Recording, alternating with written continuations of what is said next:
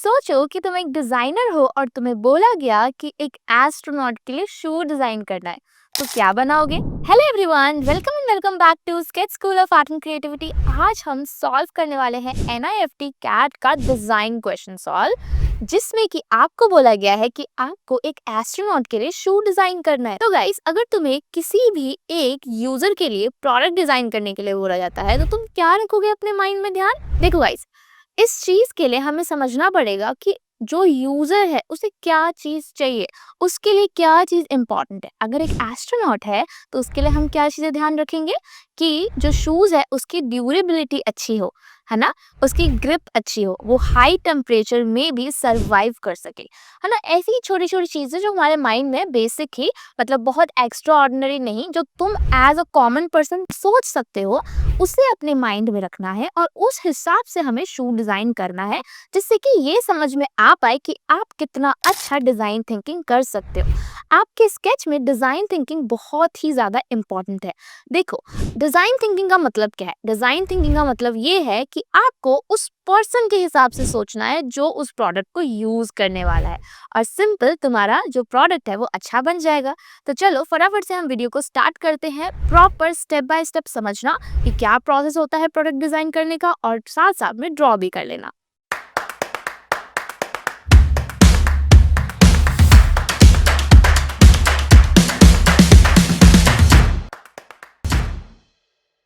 यहाँ पर हमें बोला गया है कि हमें एक शूज डिजाइन करना है एक एस्ट्रोनॉट के लिए।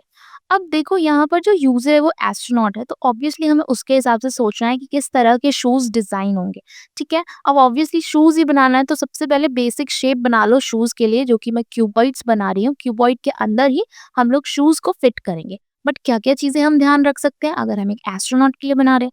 देखो, आई नो कि तुम्हें बहुत ज्यादा चीजें नहीं पता है, बट जो बेसिक पता है एग्जाम में उसको इम्प्लीमेंट करना है हमें। हमें बेसिक क्या पता है? हमें बेसिक ये पता है कि एटलीस्ट उसके सोल जो है वो मोटे होंगे। क्यों? क्योंकि ग्रेविटी इशू के हिसाब से, है ना। और जो मटेरियल है वो हमें थिक रखना है, शूज को मोटा बनाना है। ठीक है, उसमें ग्रिप अच्छी देनी है। ये छोटी छोटी चीजें मुझे पता है, तो इसको एटलीस्ट हम इम्प्लीमेंट करेंगे। ठीक है, आप प्रैक्टिस टाइम पे और रिसर्च भी कर सकते हो कि क्या क्या चीजें जो भी मैं प्रोडक्ट डिज़ाइन कर रहा हूँ या कर रही हूँ उसके लिए इम्पोर्टेंट होंगे, और उसको मुझे अपने प्रोडक्ट में ऐड करने हैं अकॉर्डिंग टू यूज़र। अब जो भी चीज़ें आप ऐड करना चाहते हो उसके हिसाब से अपने डिज़ाइन को प्रिपेयर करो। ठीक है, पहले रफ स्केचेस बना सकते हो। रफ स्केचेस बनाने से हमें एक बेसिक आइडिया मिल जाता है कि ये प्रोडक्ट जो है वो अच्छा है या नहीं है। अगर कोई हमें दिक्कत लगती है उसमें तो हम अगेन उसको रफ स्केच में इम्प्रूव करेंगे एंड देन हम फाइनल डिज़ाइन बनाएंगे। ठीक है, भले ही हम कहें कि जो चीज़ें तुमने सोची हैं वो बहुत अच्छी हो, लेकिन अगर तुम इसे इम्प्लीमेंट नहीं कर पाओगे, उसे अच्छा दिखा नहीं पाओगे शीट पे, तो बिल्कुल भी फ़ायदा नहीं होता है। इसीलिए कोशिश करो कि जो भी चीज़ आप सोच रहे हो वो पेपर पे डिज़ाइन फॉर्म में अच्छे से आ पाए, और उसके लिए सबसे इम्पोर्टेंट है कि आप चीज़ों को टेक्निकली ड्रॉ करो। ठीक है, जैसे कि यहाँ पर जो फ्रंट शू है वो थोड़ा बड़ा है और जो बैक शू है वो थोड़ा-सा छोटा है। क्यों?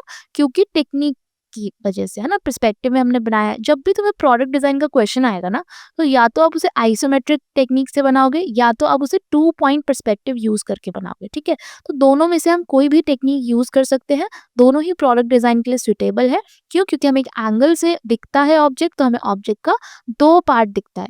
ठीक है? आपको फ्रंट से भी दिख रहा है यहाँ पे और साइड पोर्शन भी दिख रहा है। तो एक डिज़ाइन आपको समझ में आ रहा है। ठीक है? और फिर उसको ड्रॉ करेंगे। लेकिन अगर तुम कोई और टेक्निक यूज़ करोगे तो फिर ये चीज़ें नहीं अच्छी बन पाती है प्रोडक्ट डिज़ाइन के हिसाब से। ओके, बाकी इस डिज़ाइन को और अच्छे से समझाने के लिए कि किस तरह से चीज़ें आपने बनाई हैं, आप छोटे-छोटे टेक्स्ट भी लिख सकते हो और 2D स्केचेस भी बना सकते हो। ठीक है? 2D स्केचेस बना के या फिर टेक्स्ट लिख के भी हम अच्छे से समझा पाते हैं जो भी होता है हमारा डिज़ाइन। जिस तरह का भी डिज़ाइन है उसको समझाने के लिए 2D स्केचेस और छोटी-छोटी लाइन, मतलब बहुत डिटेल्ड पैराग्राफ में नहीं लिखना है, बस सिंपल कि अच्छा आपने सोल थिक दिया है तो लिख दिया कि हाँ, इसका सोल थिक है, इसका साइड डिजाइन कुछ ऐसा बनाया है, क्यों बनाया है, वो लिख दिया। ठीक है, आपने एक फ्रंट में जो स्ट्रिप डाली है वो क्यों डाली है। ठीक है, आप उस चीजों को मेंशन कर सकते हो वन वन लाइन में। ठीक है, बहुत लंबा लिखने की जरूरत नहीं है क्योंकि बहुत लंबा कोई पढ़ता नहीं है। वन लाइनर होगा तो बिल्कुल आपका जो भी लिखा हुआ डिजाइन है वो पढ़ा जाएगा, ठीक है? वो नोटिस में आएगा, इसीलिए छोटी-छोटी लाइन्स लिखो, ठीक है? और 2D स्केचेस भी बनाओ, उससे भी अच्छा लगता है, ठीक है? यहाँ पर 2D स्केचेस नहीं बनाए गए हैं।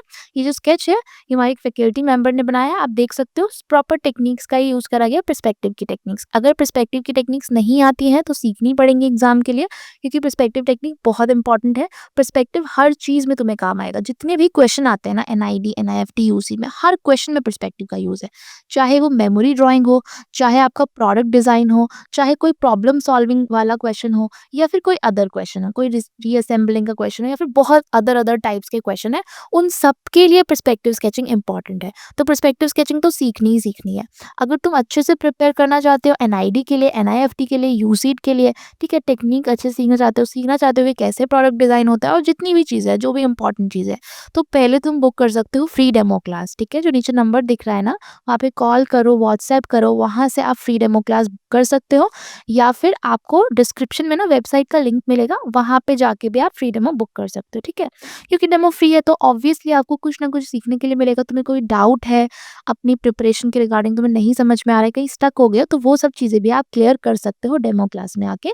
तो अभी जाओ और फ्री डेमो बुक कर लो। यहाँ पर ना ड्राइंग बनाने के बाद हमने प्रेजेंटेशन के लिए पेंसिल कलर का यूज़ किया है, ठीक है? तुम कोई और मीडियम भी यूज़ कर सकते हो, ज़रूरी नहीं है कि प्रेजेंटेशन के लिए पेंसिल कलर ही यूज़ करना है।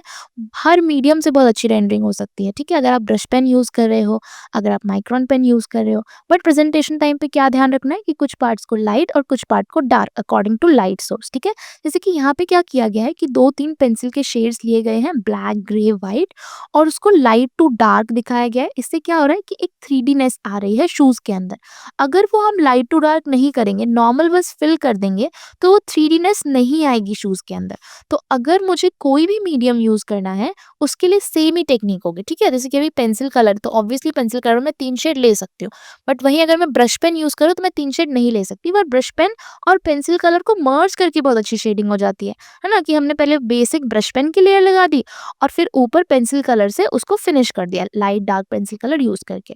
माइक्रोन से कर रहे हो तो सिर्फ आपको स्ट्रोक से फिनिश करना पड़ेगा। सिर्फ स्ट्रोक से हम लाइटनेस और डार्कनेस दिखा सकते हैं, लाइट स्ट्रोक लगा के, डार्क स्ट्रोक लगा के, सिंगल हैचिंग करके, डबल हैचिंग करके, ठीक है? तो इस तरीके से हो सकता है। हर मीडियम को सीखना पड़ता है और हर बच्चे को अलग-अलग मीडियम सूट करता है, तो उस हिसाब से हम फिनिशिंग कर सकते हैं।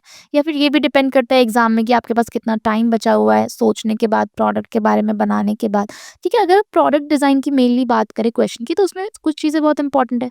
सबसे पहले तो तुम्हारा डिज़ाइन ही इंपॉर्टेंट है ना? कि तुमने क्या सोचा है। अगर डिज़ाइन ही अच्छा नहीं है, तो फिर तो कितना भी अच्छा प्रेज़ेंट कर लो, क्या ही फ़ायदा है।